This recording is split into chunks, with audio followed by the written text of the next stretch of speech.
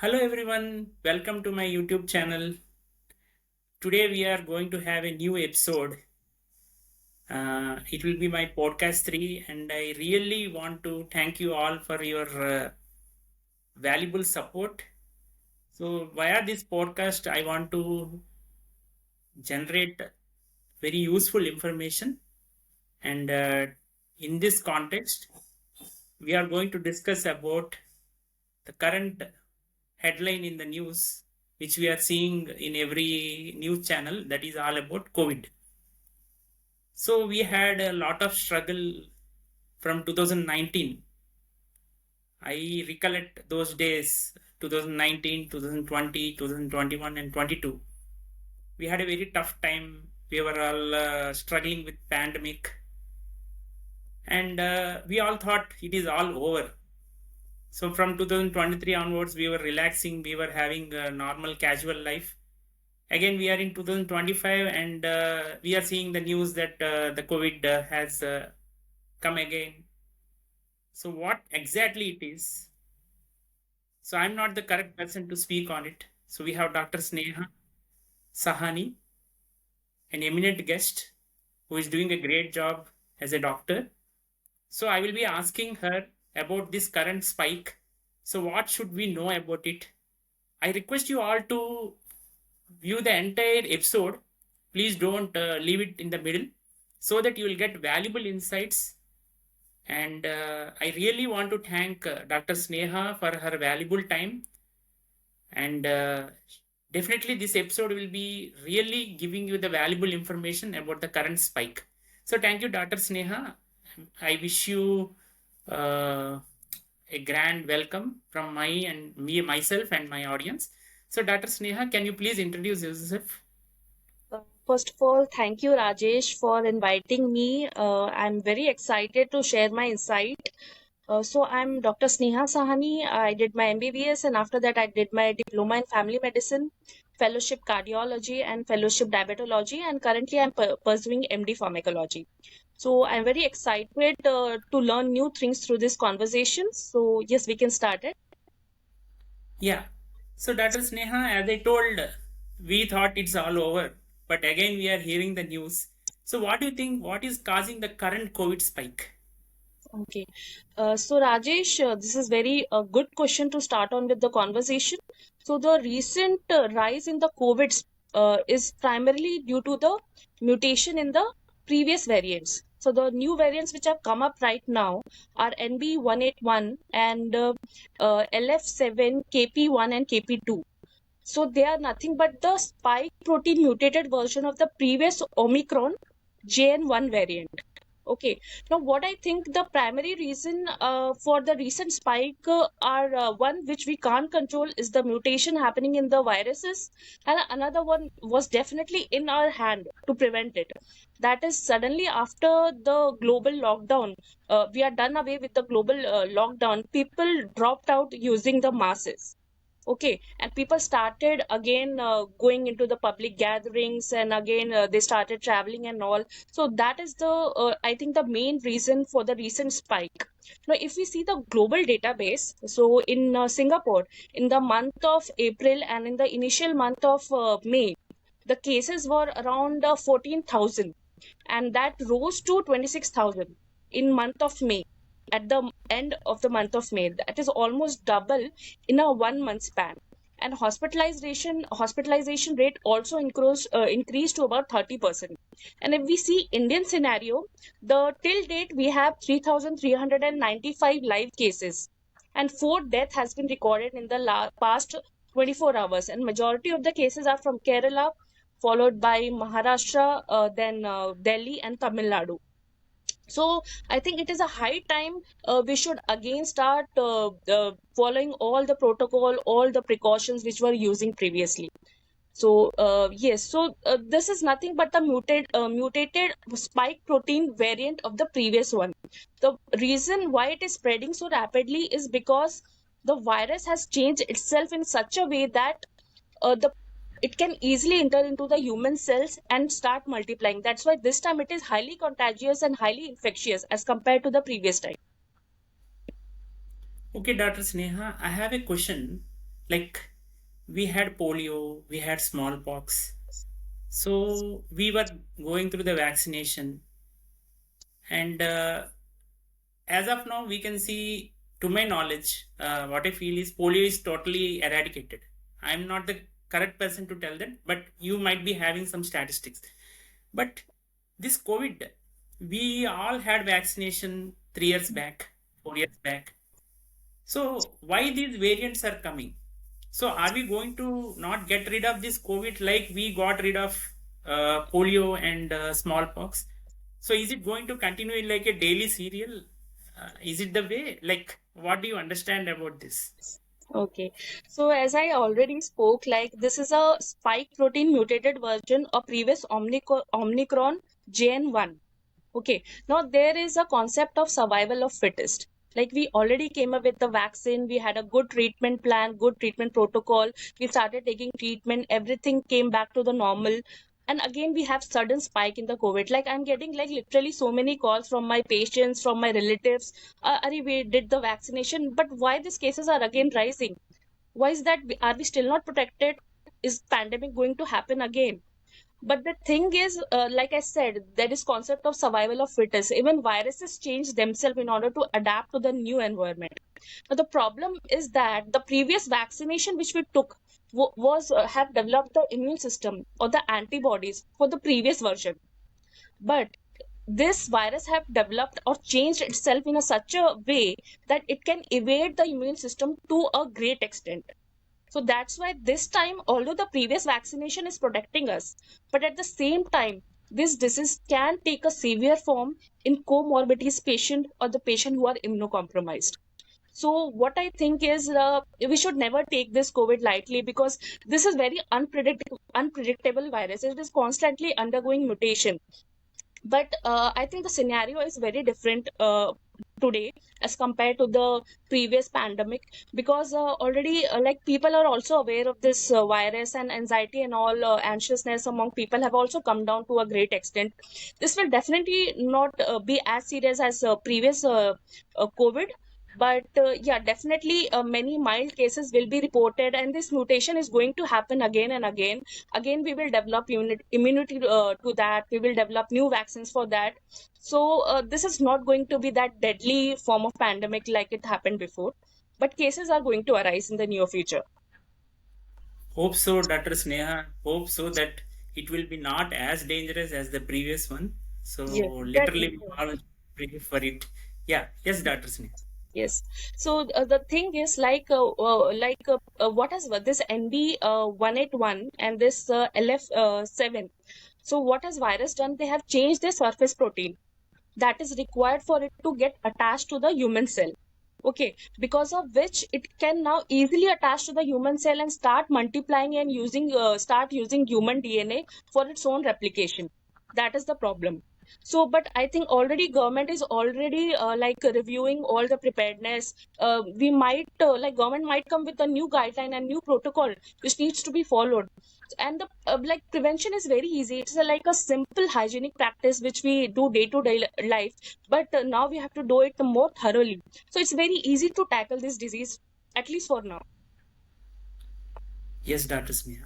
So, what symptoms do we observe in these COVID patients as of now, Dr. Sneha? Like what they are going to face as symptoms. So, when should I approach my doctor regarding Hmm. this?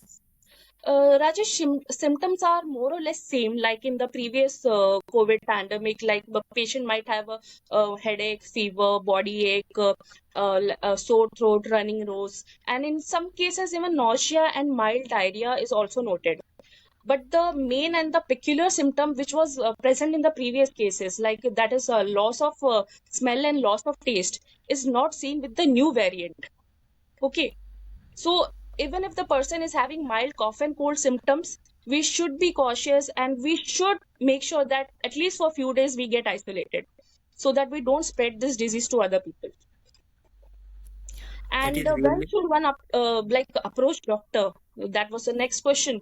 So definitely, if the person is very healthy, young, and having mild cough and cold, it's okay. He can stay at home. But important is he should be using vaccine. He should be using mask as well as he should get isolated. But in case the person is having breathlessness, or if its oxygen saturation drops below 94%, that is the high time persons should consider it as an emergency and should approach a hospital or any family doctor, whoever they trust. Yes. So I wanted to know, like, what precautions should one take? One should take against this new variant. So yeah, we all know that we have to wear mask. That is what we came to know from the previous experience. So anything other than that, Dr. Sneha, like regarding this new variant? Yes, Rajesh. So it is very simple habit, like all the precautions which were taking before, like using mask. Again, that virus has not changed the mode of transmission. It's still a respiratory infection. It's still spread through droplet. So mask becomes the primary way through which we can prevent this infectious disease. Another is washing your hands regularly. Do not touch your face. Always for like till this situation become normalized, please try to avoid traveling, avoid public gatherings, and it's become especially important for the person who are elderly or immunocompromised or already suffering from other comorbidities like bp, hypertension, diabetes, lung disease, or tuberculosis. So this disease can become deadly in such comorbid patients. Yeah. So my next question is regarding that only. Like, if somebody is having BP, blood pressure, and they go through this COVID, say for example, this new variant. So what they should do in that case? So how they have to proceed in that scenario, and is it going to really affect them in a worse way? So that is my next question, Dr. Sneha. Yes, Rajesh, especially in case of hypertensive or any other comorbid patient. The thing is, they are always at a high risk of getting complications if they get infected with this new variant. The problem is like in hypertensive patients, that increase in blood pressure is already damaging their blood vessels. But if they get COVID infected, again, that COVID infection will increase inflammation, oxidative stress in the body, and then again it will damage those blood vessels. So in such patient, there is high chances of developing thrombosis, stroke, paralysis, or heart attacks. So that is why it's become very important that person with blood pressure should regularly take their medications, regularly monitor their BP, and always be proper with their health checkup. Uh, uh, like uh, they should not miss their health checkup with their doctor at least for this time. Yeah, so that is obviously required because frequent health checkups will definitely solve many problems. Exactly. And Dr. Sinha, regarding diabetes, so we know our country is the diabetes hub. So many people have this issue. So what kind of care these diabetes patients should take? Hmm. And if unfortunately this COVID happens to diabetes patient, what kind of measures they should take to balance their life so that no problem will happen, even though the COVID happens. Okay. So, as we know that diabetes is an actually a state where the body immune system gets suppressed.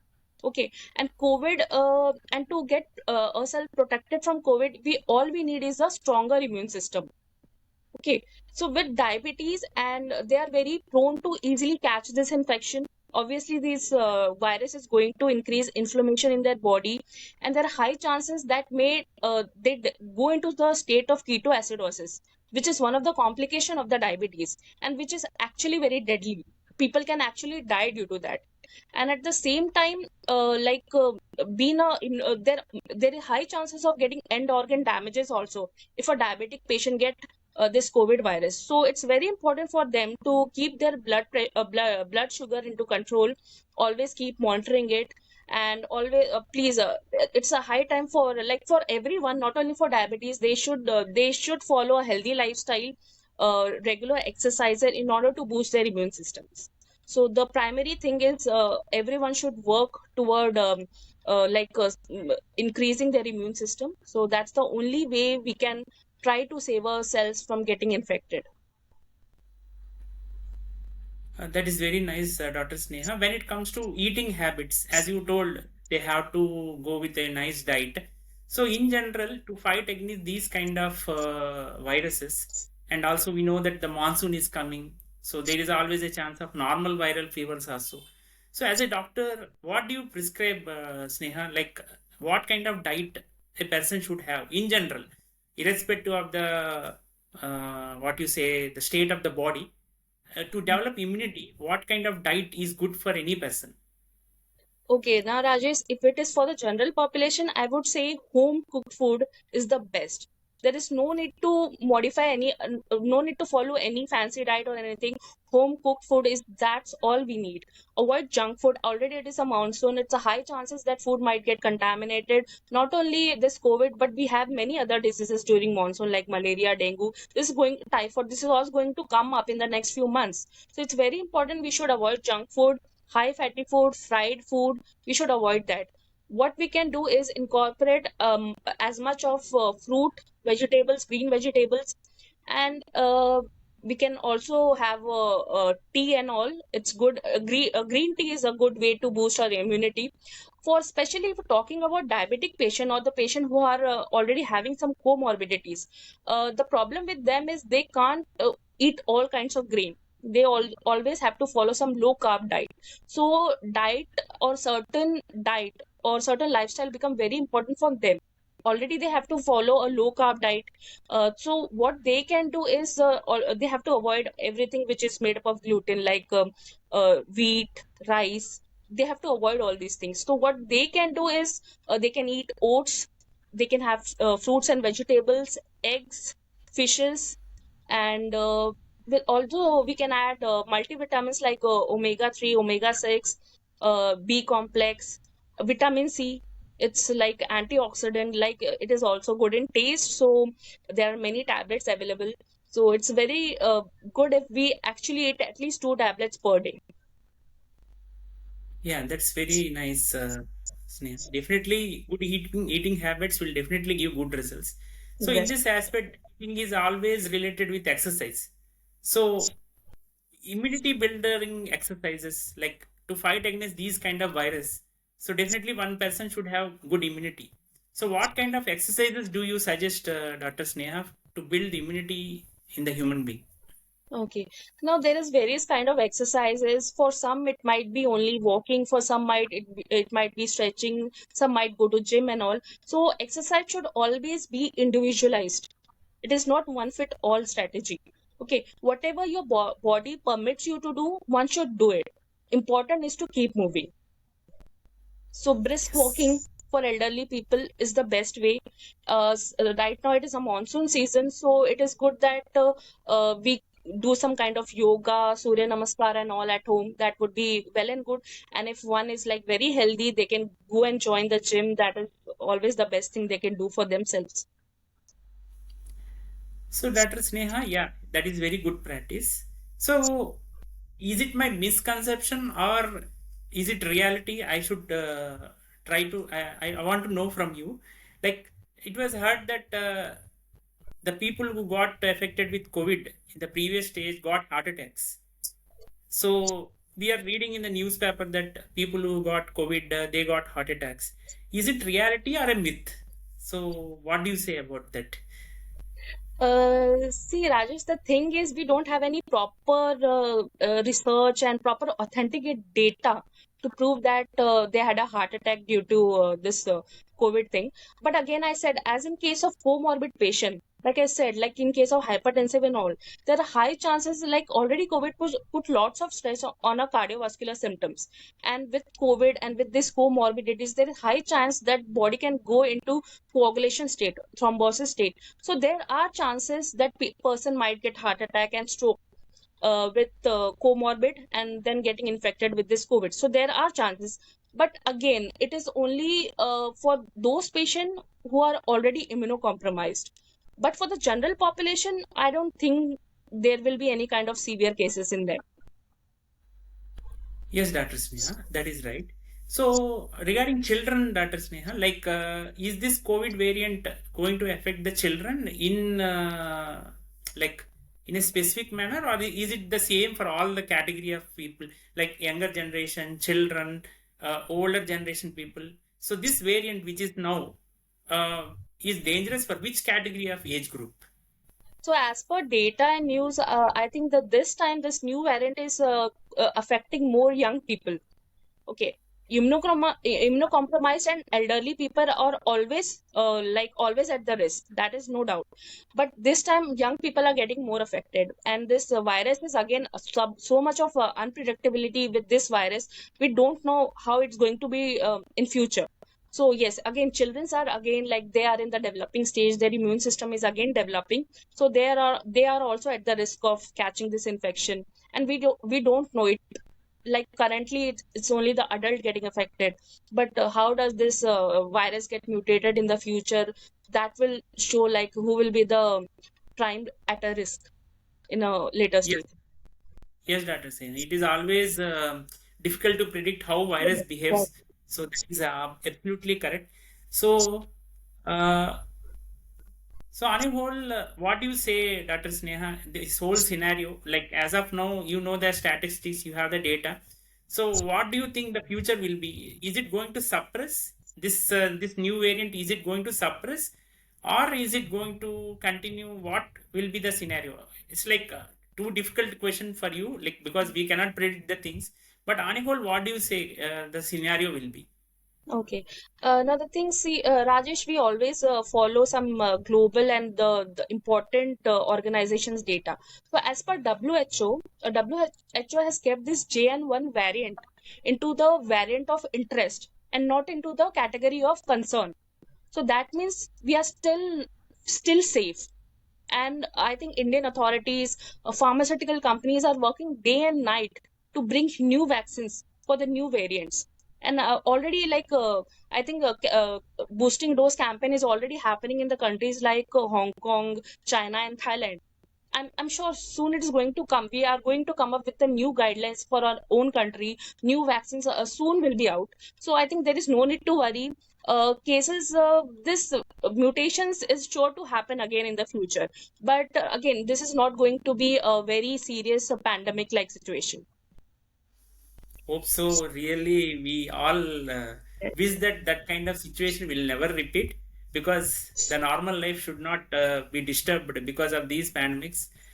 Yeah, on that positive note, thank you so much, Dr. Sneha, for giving us those points. But coming to your career, I was very curious to know, you did your MBBS. So we have so many people coming into this stream. So I wanted to know, why did you choose your MD in pharmacology? So what was the reason you have chosen? So because so many people are in dilemma what to do after MBBS, what kind of stream they have to choose. So for those, definitely your pointers will give lot of motivation. So can you please tell us, Dr. Sneha, why did you choose specifically pharmacology? Okay. Now there is a very long story behind my me choosing this MD pharmacology. But the thing is, it was my favorite subject during my MBBS. So I will always say go as per your interest and your choice. Pharmacology is a very dynamic and very evolving field. I thought it is just related about mechanism of action of drugs and its ADR and all. But once I entered this field, I got to know it is such a vast subject that I can't even learn it even throughout my life. I will need 5 more lives to learn this MD pharmacology.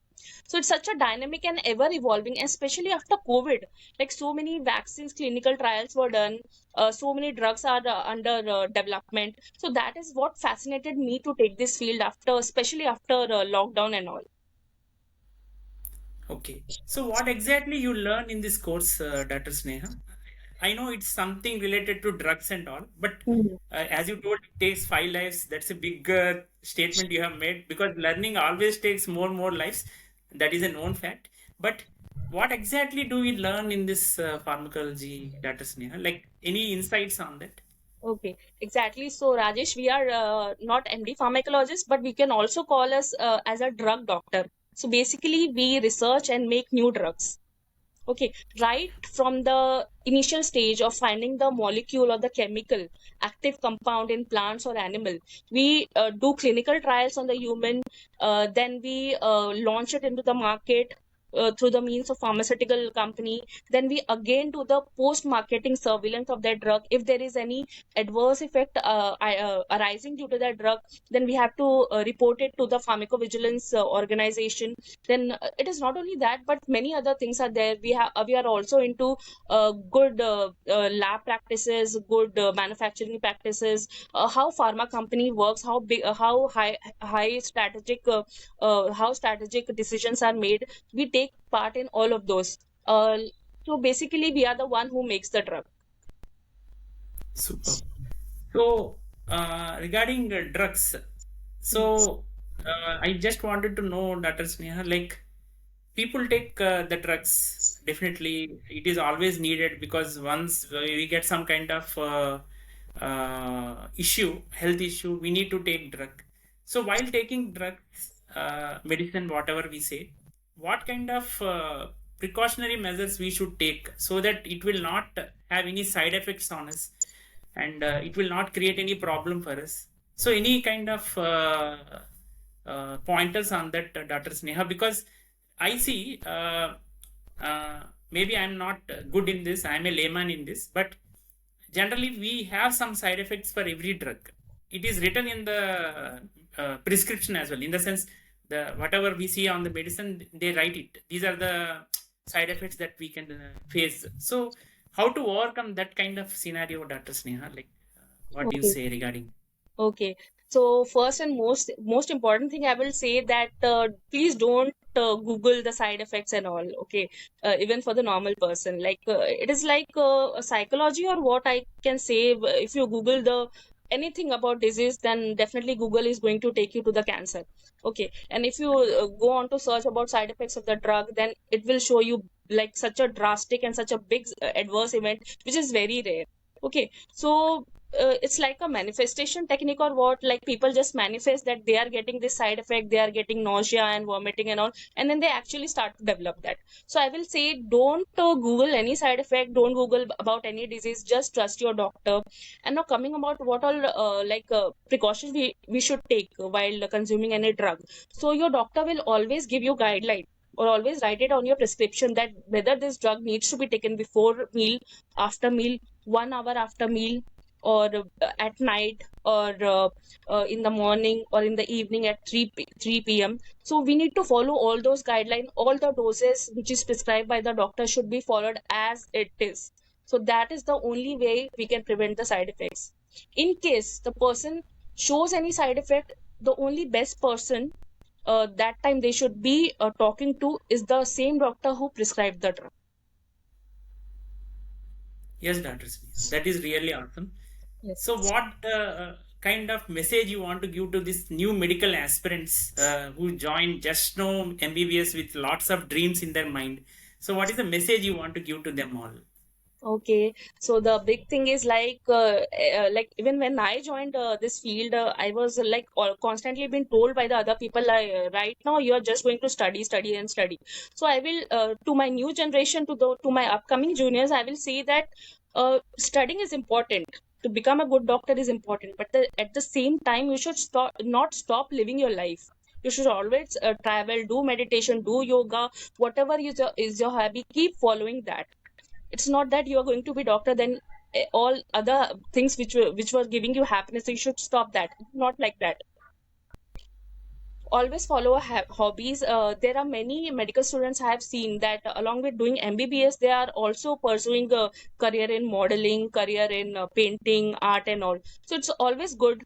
The more you keep yourself happy and stress free, more better doctor you're going to become. And always go into the MD field in whichever you are interested, and not by what your parents or your teachers or your colleagues are doing. Always choose the field whichever you think is based in whichever you think you will be doing best. Yeah, that is really awesome, Dr. Sneha. Thank you so much for giving of these valuable insights, and really, we are thankful for your valuable time. Hopefully, this will really clear all the doubts regarding this new surge of COVID and also so many other important pointers we have discussed. Once again, thank you so much, Dr. Sneha. I request all of you to see the episode till the end because This is an excellent episode where you got lots of valuable information. If you really like this video, please like, comment, and share it to your near and dear, because this is a very, very important topic which we have discussed. And once again, I really thank Dr. Sneha from my bottom of the heart for accepting my invitation in a short notice. You have attended this meeting. Thank you so much, Dr. Sneha. Thank you so much, Rajesh. Yeah, thank Thank you you. so much.